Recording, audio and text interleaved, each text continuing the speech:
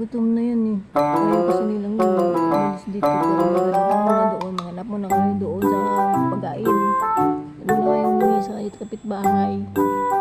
Kasi wala pa ako ibigay sa inyo. Tagal-tagal ng order natin. Dumating.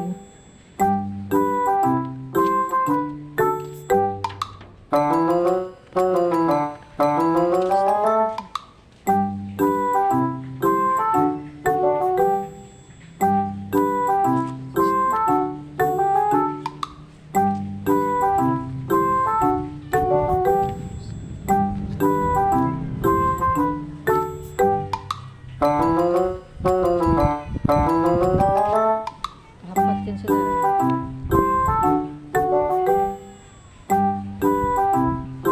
Lima yan sila eh, kasi yung isa nilang kapatid hindi na nakita. Wala po kasi hindi po mapunta yan dito, doon lang. Dati doon ako nagpapakain. Kaya hindi ko alam ano nangyari sa kanya kasi hindi ko siya nakita. Saan si Mr. Bigote? Si Mama Toxie. Itong kapatid ni Mr. Bigote.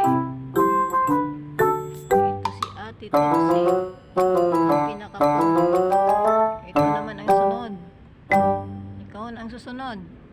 Manda ka. Ito si Jila. Jila.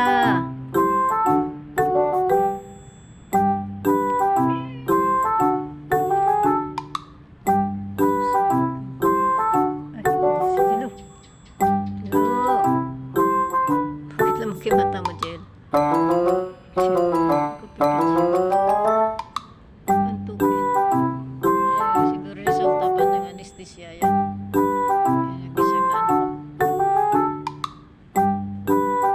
Mama Toxie. Ready mo yan sarili mo ha. Sunod, ikaw naman ang dadalhin pa. Mamamasyal tayo. Papasyal kita. Si Mr. Bigote.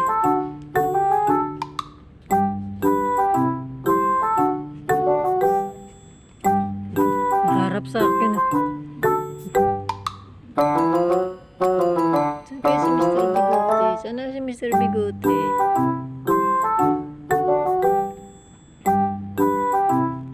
Si Angela. Angela, halika dito, Jill. Angela. Tambay muna kami dito sa labas.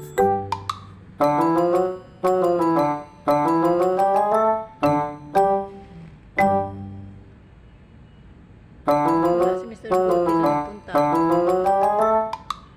Hindi gumana si Mr. Bigote.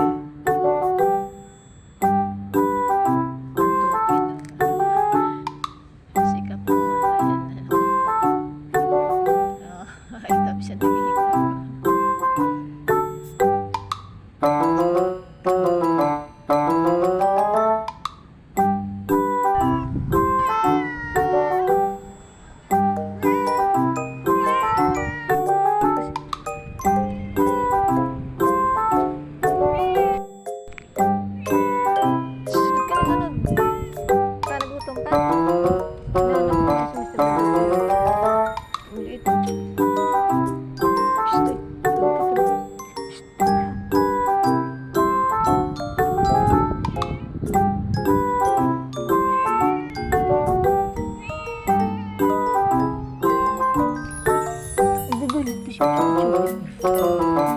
Kinagabihan, narinig ako na parang may nahulog. Kaya binuksan ko. Yan, nandito pala siya. Oh.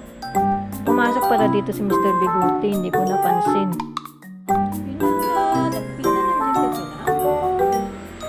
Kaya pala siya dun sa labas. Pumasok pala siya dito.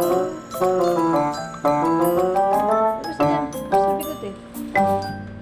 Dali na, dali na. Ay, hindi ba mo takot? Takot.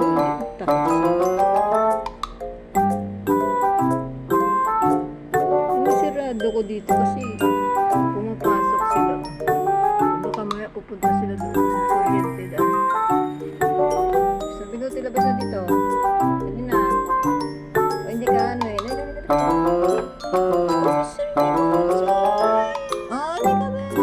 Labas na. Hindi.